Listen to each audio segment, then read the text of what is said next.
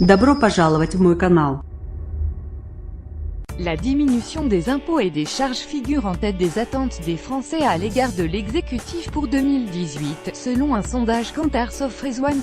Publié lundi.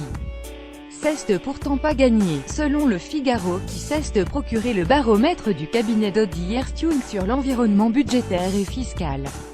Le cabinet comptabilise au moins 8 nouveaux prélèvements dans la loi de finances 2018 et les lois de finances rectificatives 2017.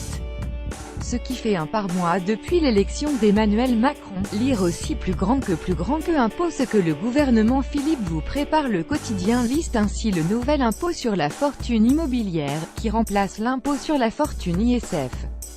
Elle évoque deux contributions exceptionnelles sur l'impôt sur les sociétés des très grandes entreprises qui ont pour but de financer l'annulation de la taxe à 3% sur les dividendes, des mesures pour les ménages les plus aisés. Le Figaro, citant le baromètre des, poursuit son énumération en listant la nouvelle taxe sur le tabac, 2 sur l'exploration d'hydrocarbures et de gîtes géothermiques, 1 autre sur les plus-values de vente de logements HLM et enfin le prélèvement sur le développement des industries de fabrication de papier, selon une étude de l'Observatoire français des conjonctures économiques OFCE, publiée lundi. Les mesures votées dans le cadre de la loi de finances pour 2018 ne feront augmenter le pouvoir d'achat des ménages que de 200 millions d'euros cette année.